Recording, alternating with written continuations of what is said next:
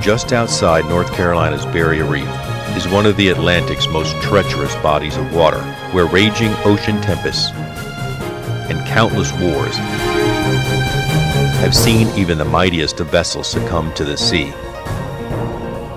Join our dive team as we explore one of the most celebrated shipwrecks in U.S. history, the USS Monitor, and other shipwrecks that lie within the graveyard of the Atlantic.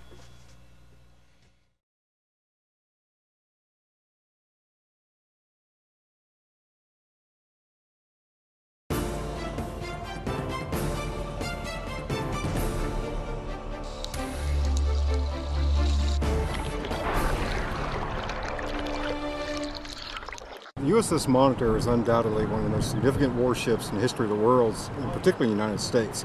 It changed everything about how naval architecture, how naval ships were designed and built, and how men lived on board of a warship, which was key to the design of the vessel, and it changed everything about how naval warfare would be fought from that day forward. She was low freeboard, which is 18 inches above waterline, pretty flat, and the rotating gun turret. And the rotating gun turret was the most significant invention of the Monitor because it changed everything about naval warfare, because previously ships had to aim their entire vessel. They had to turn the ship to broadside. And so what the rotating gun turret did for the first time in the history is now a ship's captain can keep his vessel out of harm's way and still return fire. One of the key elements to this expedition is the collaboration between divers, NOAA, and Rutgers University, which is bringing on board a piece of state-of-the-art equipment known as an AUV. The REMUS 100 is an autonomous underwater vehicle, AUV for short, and autonomous means that it's a robot. So we like to use robots in areas that are dangerous or potentially dirty or potentially very boring and tedious. This robot is made to swim underwater and has the special capability of being free of any kind of a tether. So it can make decisions on its own. It can react to conditions it finds down there on the bottom, which is different than when you're trying to watch it from a ship. And because it's free of a tow cable, it's not jerked around by surface waves that are experienced by ships. The propeller that drives the vehicle, or what we call a fish through the water, rudder and fins for steering it, making it go up and down. The power unit or motor is in here. This is the compartment that holds all the electronic boards, essentially the computer and servers, and also the two rails. There's one on either side that are the sensors for the side scans. So these bounce sound images off the seafloor. Paired set of acoustic Doppler current profilers. And they use sound echo to look at water movement and actually the movement of the vehicle itself through the water. This is the section that holds the wet sensors. We have CTD, which is conductivity, temperature, and depth. This is an oxygen sensor that tells us how much oxygen is dissolved in the water, and it uses light to measure that. Another sensor that uses light right here is called an eco triplet. This measures the amount of chromatic or colored dissolved organic material in the water.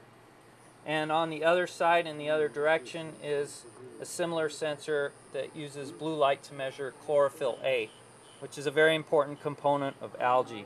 So now that we've got the vehicle set up, tomorrow we can take it out, put it in the water, and use it to take a first look at the wreck site. And we'll drop it in and run a square around the wreck to image it from different angles.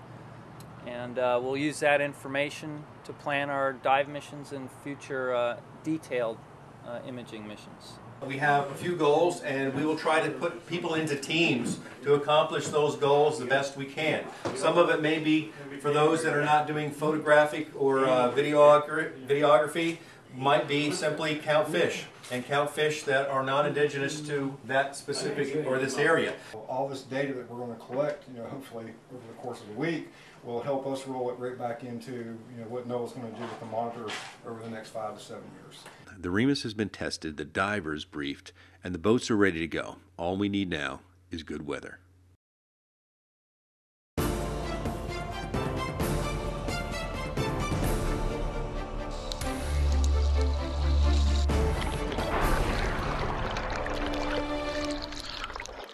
It's day one on the water, and there are two objectives for today's mission. One is to secure a mooring line so that the divers can easily travel between the wreck and back to the boat. The other is to deploy REMUS, the Autonomous Underwater Vehicle, or AUV, operated by Rutgers University, for an orientation dive on the Monitor. In the morning, the team departs for their 16-mile journey out to the wreck site. The forecast is marginal, but everyone has high hopes that the weather will hold out and that we will get the first part of our mission complete. The rest of the dive team is on a second boat, heading out to the Dixie Arrow, another wreck on the list to be surveyed. But for now, they're just going to do a test dive and make sure that their gear's working properly. The mooring team divers and the Rutgers scientists is on the way through the inlet. It's always a rough ride due to the opposing tides, which can make for a rough ride even when the weather is perfect. Once out of the inlet, the seas look tolerable, but finding the wreck proves to be more of a challenge. The team arrives at the NOAA data buoy, which identifies the 1-mile radius of the marine sanctuary site. Now the challenge is to pinpoint the exact position of the Monitor. We have two sets of coordinates that we soon find to be conflicting. Trying to determine that the wreck is below us on the numbers that we have based on the echo sounder showing some relief off the bottom, some structure on the bottom, and we're not seeing that structure. It's possible that the wreck is sanded over. Ultimately, we rely on old technology, a paper chart, which they compare to an electronic chart which guides us in. The first task is to get REMUS ready. Almost. After running a complete test, the Rutgers scientists discovered that the communications between the AUV and their computer was interrupted due to the power source. Power on the boat's very spiky, and the program was kept flashing on and off and stuff. They resolved the issue by unplugging from the boat's power supply. They'll have to rely solely on battery power from this point on.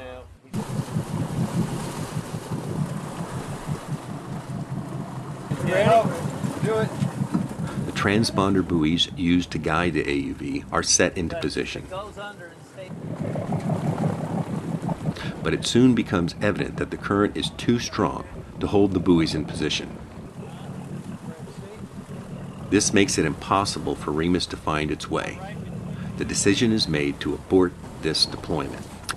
It's getting late, we're running out of time, so we're going to have to abort the REMUS mission for now. Instead, the focus is turned to the mooring line. The plan is to recover an existing mooring line left from a previous expedition. Even if the line is unusable, it will still guide the divers to the anchor point, which they are confident will be buried beneath the sand. So far, it's been a much longer day than they expected. Hopefully, this will be a quick and easy deployment.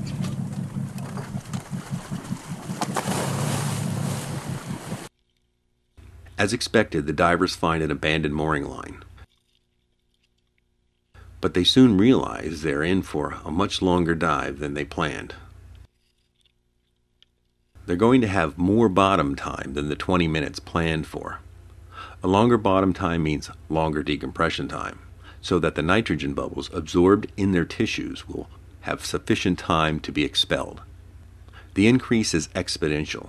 5 additional minutes of bottom time translates to an extra 20 minutes of decompression. Stay another 5 minutes on top of that, and you're looking at 40 minutes. On the surface, things are not much better.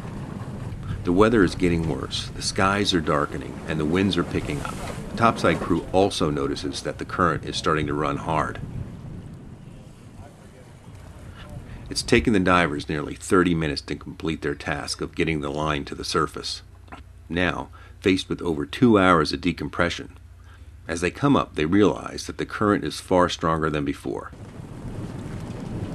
The topside crew sends in the safety divers to make sure that they're all holding their own in this stiff current.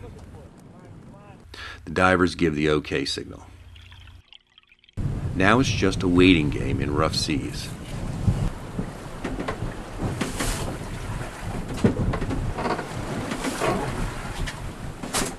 Over 2 hours later, the divers finally surface, And the conditions are completely different from when they entered the water.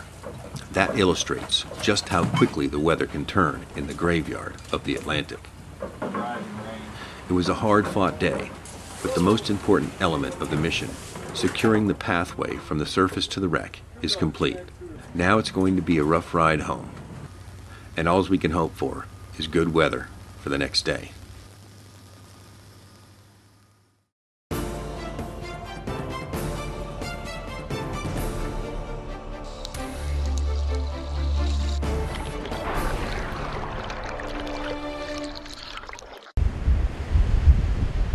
Day 3 is a weather day.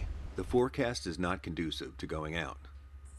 For the mooring and AUV team, it's a welcome relief to use the time to regroup and to troubleshoot Remus.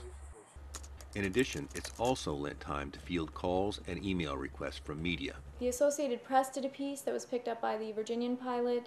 The Virginia Daily Press is working on a story. The Island Breeze, the local paper, is planning on coming out later in the week. And the Washington Post is sending a science reporter that's going to do a weekend story. Day 4. We're looking at another marginal forecast. Gears all set up. We're all ready to go. Hit the monitor. With time being a precious commodity, the team decides to make a run for it. The divers load their gear and the weather appears to be on the favorable side of the forecast. As the mooring and AUV team head out into the Sound, the white-capped waves that have persisted since our arrival have diminished. Once through the inlet, the sea conditions seem to mirror the forecast, and it looks as though we'll be getting the day in. 5 miles out, and conditions are becoming less desirable for either deploying Remus or dive operations. Now, we're not going to be launching today. The sea conditions are a little bit more than it's safe for us to operate. Yeah, buddy.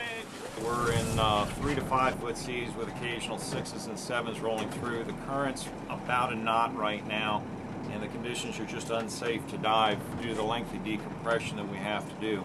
The decision is made to abort the mission. The second boat with the remaining divers is hailed on the VHF radio and is informed we're aborting dive operations for the day. With the data buoy in sight, Captain Ted Green wants to check out the mooring buoy. Well, what we're going to do now is we're going to go clean up the mooring. The lift bag that we left on the mooring a couple days ago is submerged and filled full of water, and we want to make sure that the mooring doesn't sink and collapse down to the wreck. So we're going to put a couple divers in the water, refill the lift bag, get it floating again, and square away the lines so when we head out tomorrow, everything will be ready to be hooked up on and we can hopefully go diving.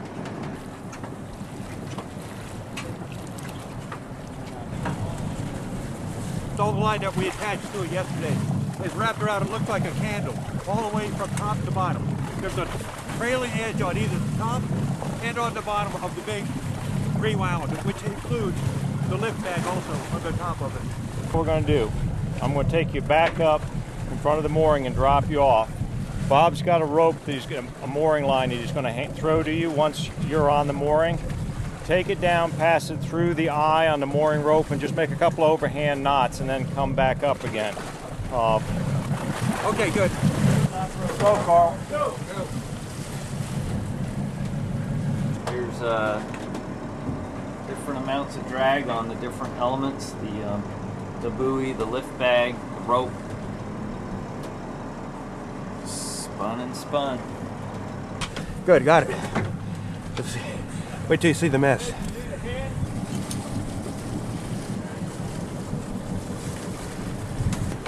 plan is to put 2 balls on it fairly close together, and that's all we're going to leave down there, and we'll just pick up the mooring when we come back tomorrow. A high-pressure system is forecast to move into the area with the promise of no wind and calm seas for the next 3 days. Another day in paradise.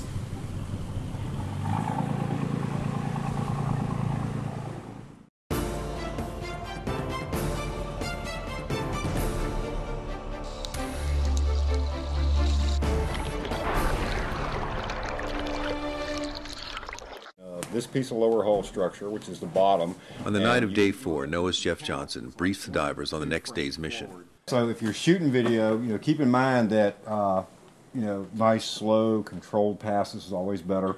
He points out the location of artifacts and places to look for signs of deterioration. He also notes the location of one of the sanctuary's data sensors that will eventually need to be recovered. And it's a PVC cylinder. It's about maybe a foot long, maybe 4 or 5 inches diameter. In the morning, the weather looks good. The forecast looks favorable. They're calling for 3 to 5 with 3 to 5 foot seas with some swells, but the wind right now is the calmest that we've had since we've started this expedition. Both boats head out to the monitor. The first boat leaves earlier in order to get Remus in the water. Rutgers plans to run a mission before the other divers get on the wreck. The team locates their buoy and readies Remus.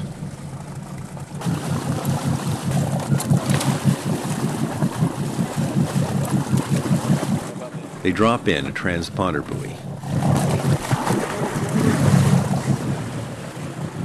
But the current is too strong, and the transponder buoys are being pulled off position.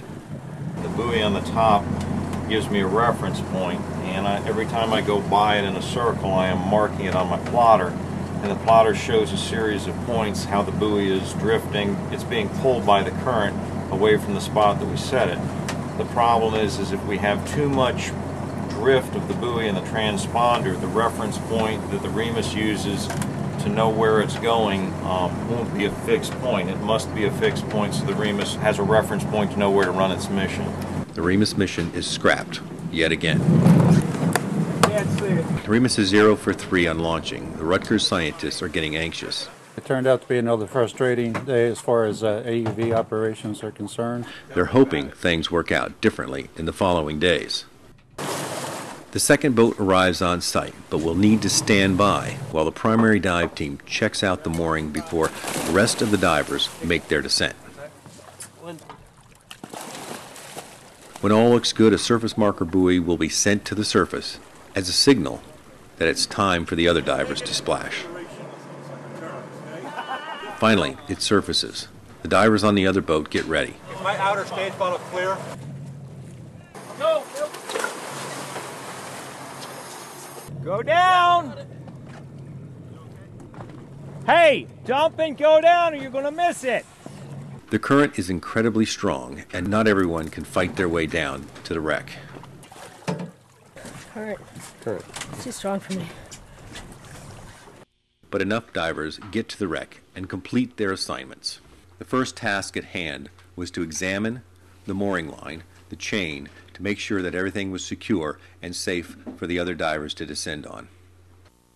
The current being as strong as it was, it took nearly 15 minutes to reach the bottom, which left us only 15 minutes on the actual bottom itself. We went to Plan B, which was to do a cursory survey of all the areas that Jeff had talked about previously. We looked at the grout bags, we looked at the area where the data recorder was, and we looked at other areas in and around the boilers, which Jeff did point out as being specific areas of interest. It's been a productive day. NOAA's got a lot of data and images to use for management planning in the sanctuaries. I really enjoyed the dive today. The weather conditions, sea conditions were excellent. The visibility was great. The temperature was very mild. Hopefully tomorrow Remus will fly.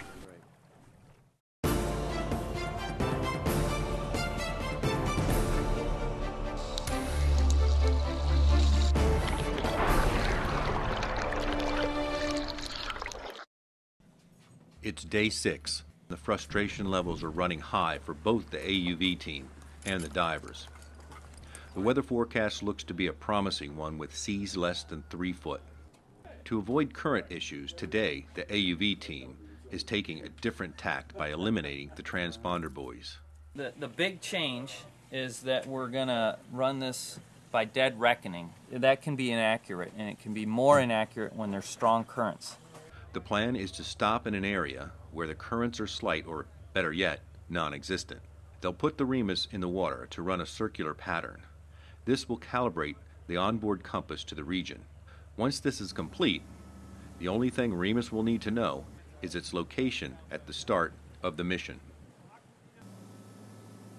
Once again, they lose comms with the vehicle, and once again, they have no choice but to abort the mission. So it looks like we're transmitting data but we're not getting anything on the vehicle's VIP. The weather is as good as it gets out here, and the team continues on to the wreck site. As they approach the area, the data buoy comes into view, but the mooring floats are nowhere in sight. A quick glance at the GPS reveals the problem. The OC diver is drifting at over 2 knots. Yes, Coast Guard, this is OC Diver. We're at the Monitor Marine Sanctuary. We are going to be canceling operations for today due to excessive current. I just want to notify you that our diving operations, nothing will be occurring at the sanctuary today. OC Diver Station Harris, this is good copy. You're canceling dive off.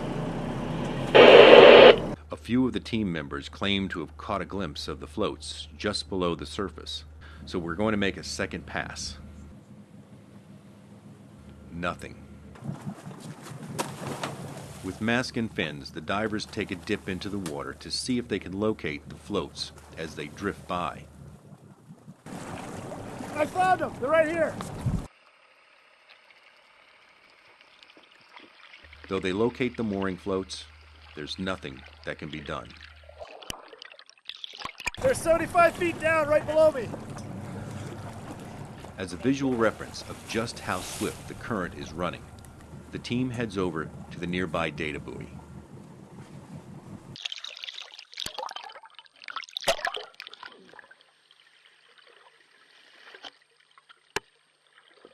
Though the weather is perfect on the surface, all evidence points to the fact that there's a major storm blowing just below.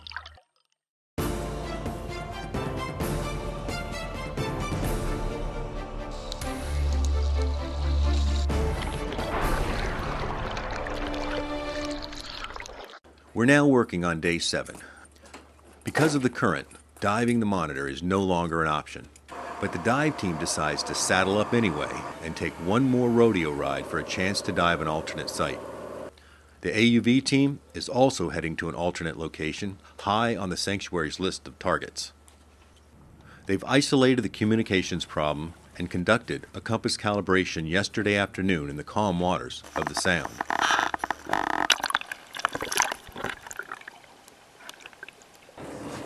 The only thing left to do now is to tell Remus where it is once they get the vehicle in the water. Heading through the inlet, the ocean waves have yet to build, and the sea conditions look to be very promising for one last chance to see Remus fly. But once again, it's not long before the team becomes painfully aware that it's going to be another hard-fought day. When they arrive on site, they find another vessel on station dropping divers in the water. Captain Ted Green hails the vessel over the VHF Marine radio to discuss options. Yeah, we're checking out conditions right now because they're going to have to set up buoys, and we want to make sure that we can recover the Remus without any kind of issue with getting it back on a boat and such. How soon are you guys ready to splash? But the boat operator is unwilling to deviate from his plan to accommodate our mission. I'm not really going to deviate from my standard operating procedure. Running a Remus mission with divers on site would simply be a recipe for disaster. If the vehicle impacted the diver while underway, it could potentially cause serious injury or worse, a chance that no one here is willing to take.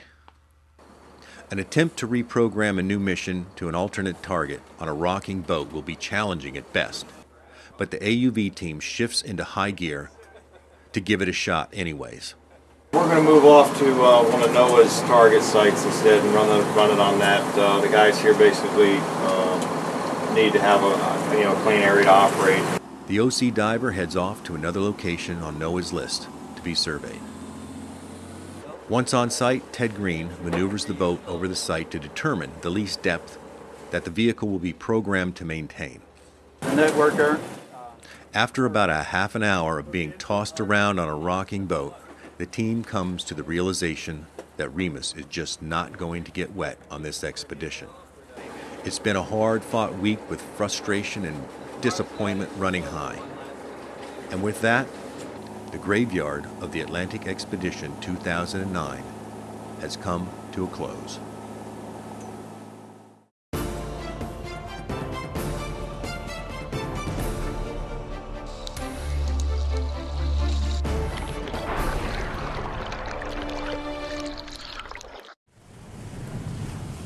It's been one tough week. Our expedition to dive the USS Monitor and other area shipwrecks was fraught with rough seas and raging current, which limited us to only one dive on the primary target, the Monitor. The AUV team also saw their share of challenges.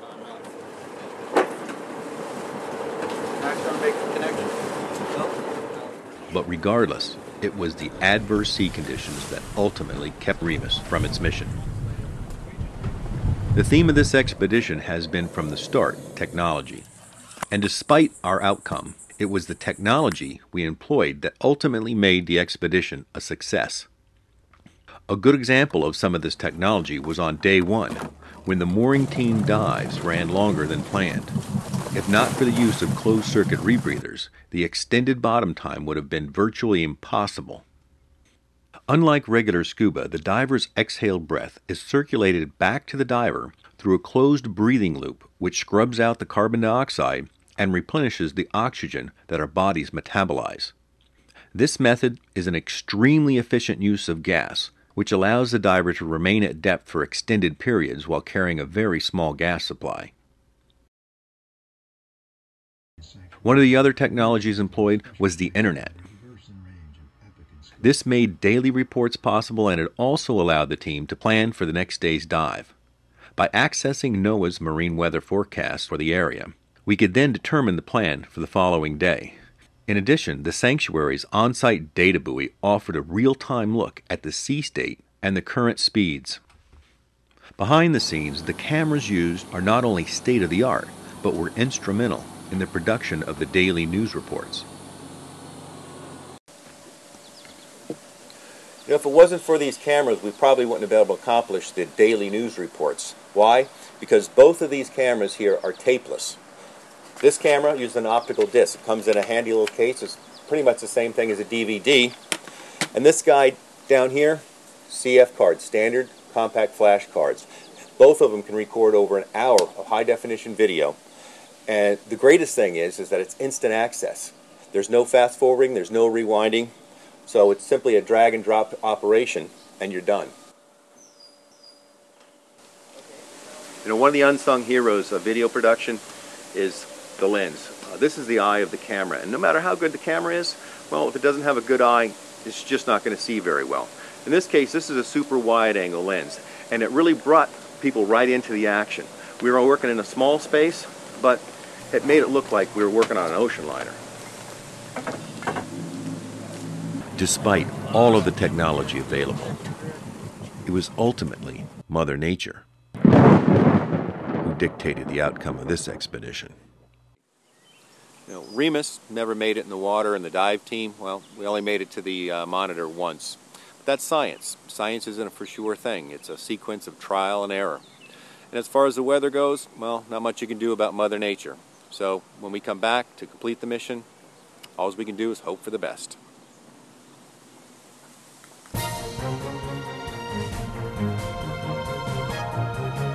We'd like to extend a special thanks to companies like Sony and their XD-Cam HD and HDV series professional camcorders, and Fujinon, supplying a clear view of the world we live in, and Amphibco, who bring the underwater world right into your living room, and the other fine companies who have supported our efforts to preserve our ocean's cultural heritage.